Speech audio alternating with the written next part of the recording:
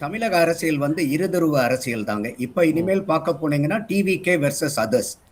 அப்ப வந்து இன்னைக்கு திமுக அண்ணா திமுக கூட்டணிங்கிறது வந்து அது வந்து ஆளுநர் வந்து விஜய் அவர்களுக்கு மறுக்கப்பட்டதுக்கு அப்புறம் பேசப்பட்ட வார்த்தைங்கிற மாதிரி ஐயா ஜென்ராம் அவர்கள் சொல்றாரு. அப்படி எல்லாம் இல்ல. எந்த இடத்துலயுமே வந்து ஆளுநர் அப்படி சொல்லல. நான் சொன்னதாக சொல்லாதீங்க. இல்ல நீங்க சொன்னதுதான். நீங்க வேணா என்ன சொன்ன அப்படி சொல்லுங்க. என்ன சொன்னேன்னு சொல்லுங்க. அப்போ இது வந்து எப்ப நடந்ததுன்னு தெரியுமா அப்படின்னு கேட்டேன். எப்ப அந்த ப்ரொபோசல் வந்தது தெரியுமான்னு கேட்டேன். அதுக்கு அப்புறம் தான் நடந்ததுன்னு சொன்னாருன்னு சொல்றீங்க.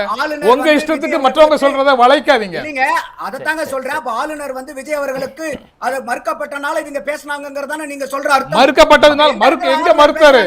எங்க மறுத்தாரு? எங்க மறுத்தாரு? அவர் பொதுவா ஆளுநர் எங்க மறுத்தாரு? உங்களே கேக்குறேன். ஆளுநர் எங்க மறுத்தாரு? எங்க மறுத்தாரு? அதான் சார் நான் உங்களே கேக்குறேன். அது பேசுறதுக்கு உண்டான கட்டாயம் என்னன்னு தான் நான் கேக்குறேன். அதத்தான் நானே கேக்குறேன். நீங்க ஒருவருக்கு வாய்ப்பு மறுக்கப்பட்டதுக்கு அப்புறம் அந்த சட்டப்பேரவைக்குள்ளதான அடுத்த ஆப்ஷன்ஸை தேடணும். ஆளுநர் அதுக்கான ஆப்ஷனை தானே பாப்பாரு.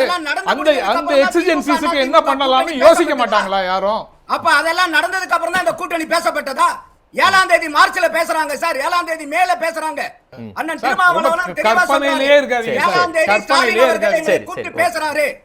7ஆம் தேதி ஸ்டாலின் அவர்கள் எங்களை கூப்பிட்டு பேசுறாருன்னு அவர் தனியார் தொலைக்காட்சிக்கு கொடுத்த பேட்டியில அண்ணன் திருமா தெளிவா சொல்றாரு. அதுக்கப்புறம் அவர் தான் காசிப்னு சொல்றாரு. கடைசியா சொன்னது என்னது? கடைசியா சொன்னது என்ன? சரி சரி. காசிப்னு சொன்னது யாரு? சரி இப்ப தமிழரசன் சொன்னார்ல கடைசியா வந்து சண்முகம் ஐயா நேத்து சொன்னாருன்னு அதுக்கு ஏன் ஏத்துக்க மாட்டேங்கிறீங்க? கடைசி அவர் தானே சொல்லியிருக்காரு. அதை ஏன் ஏத்துக்க மாட்டேங்கிறீங்க? எல்லாமே உங்களுக்கு செலக்டிவா இருக்கிறது மட்டும் ஏன் பிக்கப் பண்ணிக்கிறீங்க? நியாயமா பேசுவோம் நம்ம. பேபி முதல்ல ஒன்னு சொன்னாரு, கடைசியா ஒன்னு சொன்னாரு. இன்னைக்கு வந்து தாவேகா வெர்சஸ் அதர்ஸ். அந்த அதர்ஸ்ல கூட இப்ப அண்ணா திமுக திமுக கூட்டணி வருமான ஐயோ சிவாஜி செத்து போயிட்டாரெல்லாம் நம்ம ஆச்சரியப்பட வேண்டியது இல்ல. ஏற்கனவே அந்த பேச்ச பேசினதுதான் அவங்க. அந்த மாதிரி அவங்க சேர்த்து கூட எதிர்க்கிறதுக்கு உண்டான வாய்ப்புகள் வரலாம். அடுத்தது இன்னைக்கு திமுக கூட்டணியில இருந்தவங்க பூரா இவங்களை தனியா விட்டுட்டு போனதுக்கு காரணமும் ஐயா பேபி அவர்கள் சொன்னது, சி.வி. சண்முகம் சொன்னது, இவர் அண்ணன் தொல் திருமாவளவன் சொன்னது, ஐயா சண்முகம் இப்ப சொன்னது எல்லாமே திமுக அண்ணா திமுக கைகோத்தனாலதான் நாங்க வந்து தாவேகாக்கு ஆதரவு கொடுக்கறோங்கிறத மறுக்க முடியாத உண்மையை வந்து அவங்க சொல்லிட்டு போறாங்க. இப்ப அதே மாதிரி 2000 சொன்னாங்க குடியரசுத் தலைவர் ஆட்சி வரக்கூடாதுன்னு போனோம் தானே சொன்னாங்க. திமுக அதிமுக ஒருங்கிணைன்னு எங்களுக்கு பிடிக்கல அதனால சொல்லலையே. சி.வி. சண்முகமுடைய முதல் பேட்டி நீங்க பாக்கலையா? இல்ல சி.வி. சண்முகம் சொல்றது பேபி அவர்களுடைய இந்தியா டுடே பேட்டி அது கரெக்ட்ங்க. அதெல்லாம் ஓகே. அண்ணா திமுகவோட கூட்டணிக்கே போகாத கட்சி. அந்த அம்மா ஆங்கர் திருப்பி கேக்குறாங்க, ஐயா நீங்க சொல்றது பெரிய குற்றச்சாட்டா இருக்கு, கிளாரிபிகேஷனுக்காக நீங்க சொல்லுங்க இன்னொரு தடவை கேக்குறாங்க.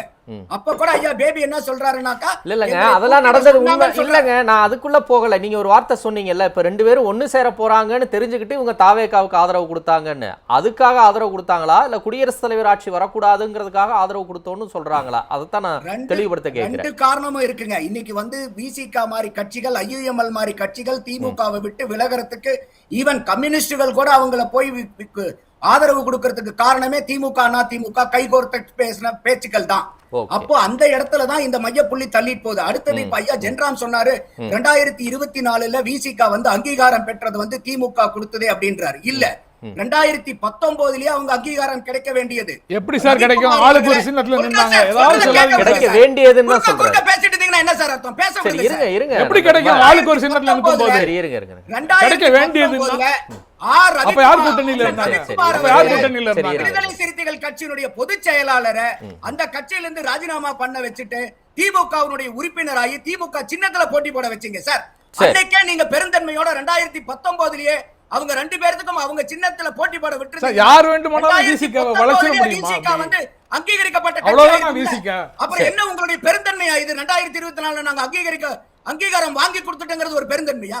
5 வருடம் அவங்களை காக்க வச்சிருக்கீங்க அங்கீகாரத்துக்காக. நன்றி நன்றி. அப்ப இன்னைக்கு அந்த விசிகா கட்சிக்கு மதிச்சு இன்னைக்கு தாவேகாவுடைய தலைவர் மாண்புமிகு முதலமைச்சர் விஜய் அவர்கள் கூப்பிட்டு சமூக நீதி அமைச்சருங்கிறது இன்னைக்கு கொடுத்திருக்காருங்க போது இத பாராட்டாம இன்னும் வந்து அதுல குறைபாடு பண்ணிக்கிட்டே இருந்தீங்கன்னா என்ன அர்த்தம்? ரைட். நன்றி நன்றி. விமர்சனங்கிறது எல்லாத்துக்கும் நடுநிலைமையா நியாயமான விமர்சனத்தை கொடுக்கணும். சரி நன்றி. எது நடுநிலை? நீங்க பண்றதெல்லாம் என்ன நடுநிலையா? சரி சார் நீங்க திமுகவையும் சும்மா இந்த கதை சொல்லாதீங்க சார். 2020 யார் என்ன பேசணும்னு சொல்லாதீங்க. நீங்க 2019 அங்கீகாரம் கிடைக்க வேண்டியது சார். உங்களால 5 வருஷம் 2009 கிடைக்க வேண்டியது சார். உங்களுக்கு என்ன தெரியும்? 2009 கிடைக்க வேண்டியது. ஒரு வார்த்தை கூட நீங்க திமுக 2009 கிடைக்க வேண்டியது. எல்லாத்தையுமே கூட்டணி கட்சி பழைய தூக்கி போடுறீங்க.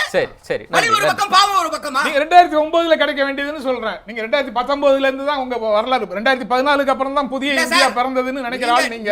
அதனால அப்படி பேசுறீங்க. 2009லயே அவருக்கு கிடைக்க வேண்டியது. சரி, எந்த இடத்துல நீங்க வந்து எல்லா இதுக்கு மேல எதுக்கு அந்த மாதிரி ஒரு விமர்சனங்கள்? 2009 அவருக்கு கிடைக்க விடாம சரி நீங்க சரி, தான் ஓகே. 2009 ரொம்ப பின்னாடி இருக்கு. நன்றி நன்றி. 2009ல விழுப்புரம் ஜெயித்திருந்தா கிடைச்சிருக்கும். விழுப்புரம் ஜெயிச்சிருந்தா கிடைச்சிருக்கும். யாரா இருந்தாலும் கொடுங்க, யாரா சரி. இருந்தாலும் விமர்சிங்க. சரி சரி, ஓகே. நன்றி நன்றி நந்தகுமார்.